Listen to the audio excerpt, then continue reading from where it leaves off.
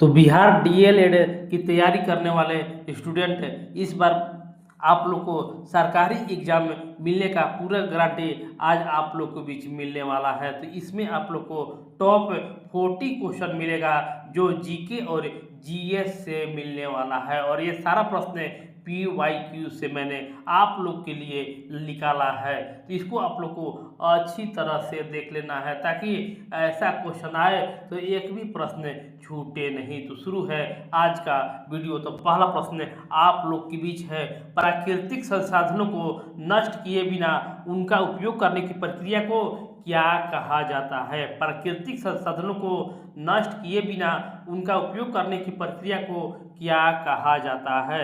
सतत प्रबंधन, अतिशोषण, खनन या निष्कर्षण। देखिए, प्राकृतिक संसाधनों को नष्ट किए बिना उनका उपयोग करने की प्रक्रिया को सतत प्रबंधन कहा जाता है। निम्न से कौन सा जीवाणु लेग्यूम फलियों की जड़ों में समृद्ध है? फलियों की जड़ों में यानी दलहन फसलों की जड़ों में मौजूद होता है। देखिए, इसका जो आंसर होगा राइजोबियम जो होता है, जीवाणु जो होता है लेग्यूम फलियों के जड़ों में होता है। कार के अग्रदीप में कौन सा दर्पण प्रयोग में किए लाया जाता है?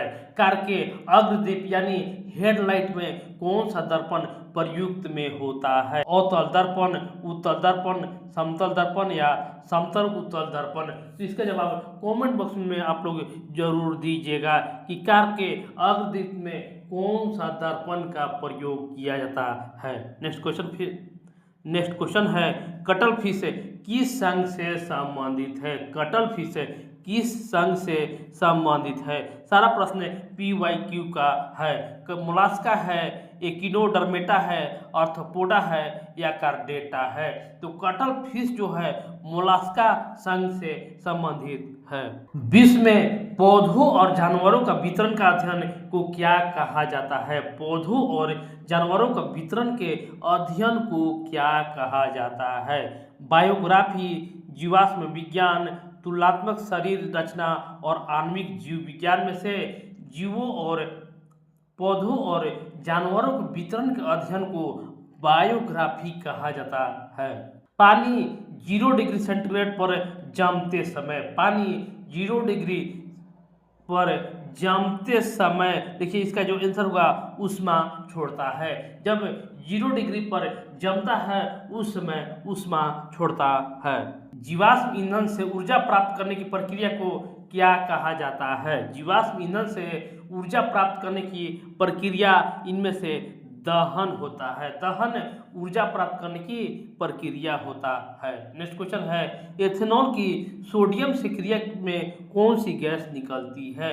एथेनॉल की सोडियम से क्रिया में कौन सी गैस निकलती है? CO2 यानी carbon dioxide, H2 hydrogen, O2 या ऑक्सीजन।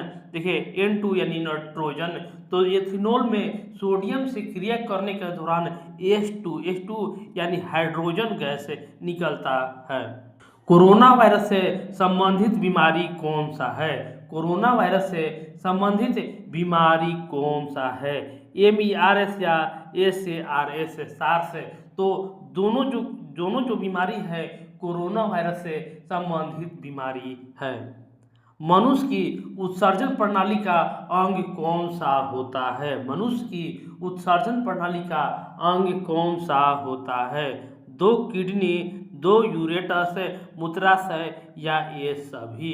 तो मनुष्य का उत्सर्जन प्रणाली का अंग होता है ये सभी जो होता है मनुष्य के उत्सर्जन का प्रणाली अंग होता है। पादप सूक्ष्म पोषकों का सही समूह क्या है?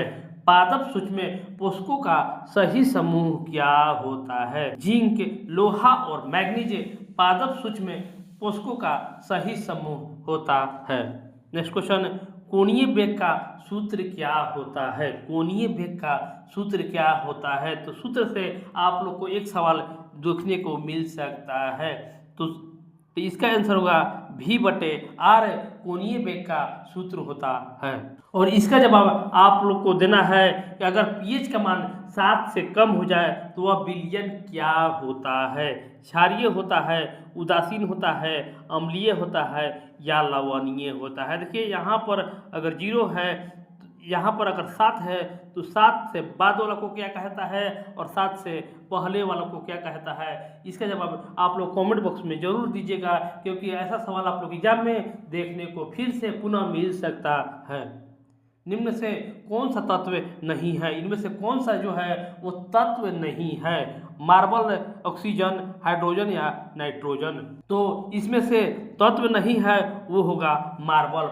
मार्बल जो होता है वो धातु होता है।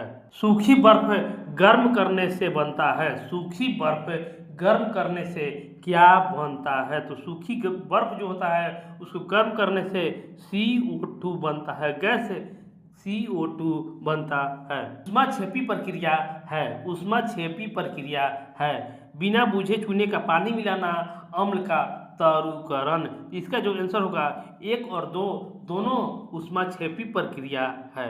गुरुत्वाकर्षण नियतांक का मान क्या होता है? गुरुत्वाकर्षण नियतांक का मान क्या होता है? तो ऑप्शन ए जो है 6.67 गुने 10 के पावर -11 न्यूटन। वाल्मीकि नगर जीव अभयारण्य किस जिला में है? वाल्मीकि नगर जीव अभयारण्य किस जिला में है?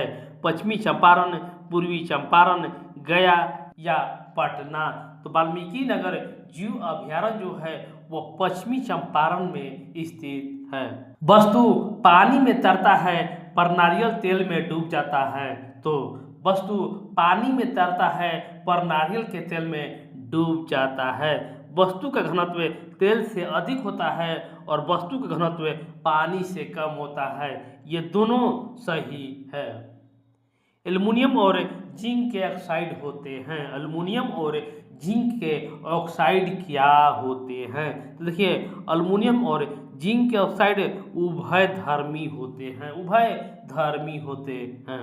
अब आप लोग को 20 जीके का सवाल मिलेगा जो एग्जाम में आप लोग को पूछा गया है। स्थायी वनों के अंतर्गत सबसे बड़ा क्षेत्र किस राज्य में है? स्थायी वनों के अंतर्गत सबसे बड़ा क्षेत्र किस राज्य में है? यानी किस राज्य में सबसे अधिक वन पाया गया है? तो सबसे अधिक वन जो है मध्य प्रदेश राज्य में वन पाया गया है। रूप बदलकर संसाधन बने प्राकृतिक पदार्थ क्या कहलाते हैं? रूप बदलकर संसाधन बने प्राकृतिक पदार्थ क्या कहलाते हैं? तो वो होगा मानव निर्मित संसाधन। आर्टिफिशियल जो वस्तु होता है उसको रूप बदलकर दूसरे पदार्थों में रूप दे दिया जाता है, उसे मानव निर्मित संसाधन कहा जाता है। बिहार का प्रमुख कृषि आधारित खाद्य उद्योग कौन सा है? बिहार का प्रमुख कृषि आधारित खाद्य उद्योग कौन सा है? कपास, जूट, गन्ना या अनाज आधारित? तो बिहार में अनाज आधारित खाद्य उद्योग प्रमुख होता है। अवध पर ब्रिटिश शासन का आवश्यकता किसने घोषित किया था? अवध पर ब्रिटिश शासन की आवश्यकता किसने घोषित किया था? तो लॉर्ड डलहौजी ने अवध पर ब्रिटिश शासन की आवश्यकता घोषित किया था। रेशम के कीड़ों का पालन को क्या कहा जाता है? रेशम के कीड़ों को पालन को क्या कहा जाता है? सेरीकल्चर, फ्लोरिकल्चर, एपीकल्चर या हॉर्टिकल्चर? तो रेशम के कीड़ों को सेरीकल्चर कहा जाता है। सामाजिक परिणाम किन क्षेत्रों को कवर करता है? सामाजिक परिणाम किस क्षेत्रों को कवर करता है? तो देखिए ऐसा जब भी आप लोग सवाल देखिए तो ऑल ऑफ दीजिए इसका आंसर करना है। गरिमा, भेदभाव, लैंगिक समानता, बाल श्रम, ये सभी जो हैं वो सामाजिक परिणाम को कवर करता है। पूर्व मध्य रेलवे का मुख्यालय कहाँ है? पूर्व मध्य रेलवे का मुख्यालय कहाँ है? तो इसका जवाब कमेंट बॉक्स में आप लोग को देना है कि पूर्व मध्य रेलवे का मुख्यालय कहाँ है? हाजीपुर में है, पटना में है या दानापुर में है या मुजफ्फरपुर में है? तो कमेंट बॉक्स में इसका जवाब आप लोग को देना है। नेक्स्ट क्वेश्चन है, कोलंबस को पश्चिमी यात्रा हेतु धन किसने दिया था? कोलंबस को पश्चिम यात्रा हेतु धन किसने दिया था? इंग्लैंड ने, पुर्तगाल ने, फ्रांस ने या स्पेन या स्पेन के राजा फर्डिनेंड व रानी इसाबेला ने। तो देखिए कोलंबस को पश्चिमी यात्रा के लिए धन जो है स्पेन का राजा फर्डिनेंड व रानी इसाबेला ने दिया था। केंद्र में पहली गैर कांग्रेसी सरकार कब बनी थी? केंद्र में पहली गैर कांग्रेसी सरकार कब बनी थी? तो मोरारजी देसाई के द्वारा पहली बार केंद्र में 1977 ईस्वी में गैर कांग्रेसी सरकार बनी थी। काकरापारा परमाणु ऊर्जा स्टेशन कहाँ स्थित है? काकरापारा परमाणु ऊर्जा स्टेशन कहाँ स्थित है?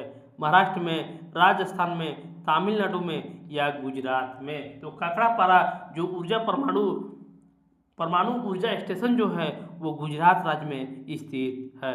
राज्यसभा सदस्यों का कार्यकाल कितना होता है? राज्यसभा का सदस्यों का कार्यकाल कितने वर्ष का होता है? तो टोटल 6 वर्ष का राज्यसभा के सदस्यों का कार्यकाल होता है। संविधान का संरक्षक इनमें से कौन सा होता है? राष्ट्रपति, प्रधानमंत्री, संसद या उच्चतम न्यायालय? तो संरक्षक जो होता है वो उच्चतम न्यायालय को संविधान का संरक्षक कहा जाता है।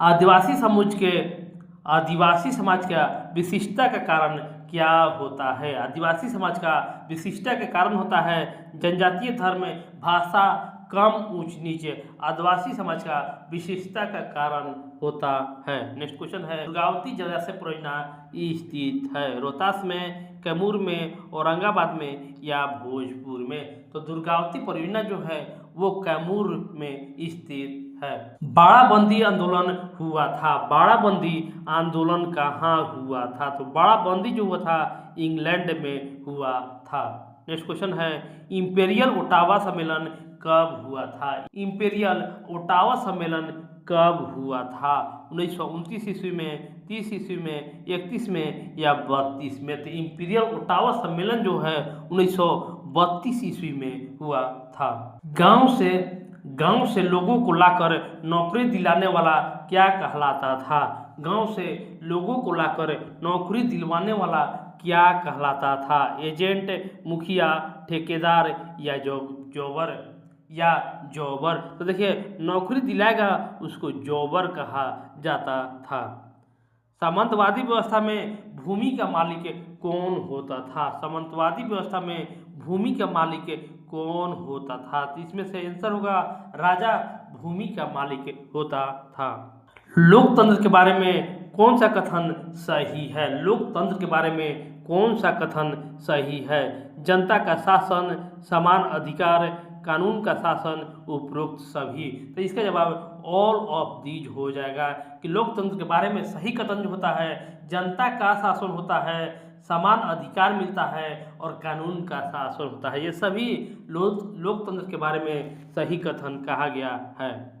और लास्ट प्रश्न है, सिमलीपाल बायो रिजर्व कहाँ स्थित है? सिमलीपाल बायो रिजर्व कहाँ स्थित है? झारखंड में, छत्तीसगढ़ में, उड़ीसा में या पश्चिम बंगाल में? तो सिमलीपाल जो है वो उड़ीसा राज्य में स्थित है। तो फ्रेंड इस वीडियो को आप लोग को लाइक करना है, शेयर करना है और चैनल को भी सब्सक्राइब कर लेना है। मिलते हैं नेक्स्ट सेट के साथ। धन्यवाद।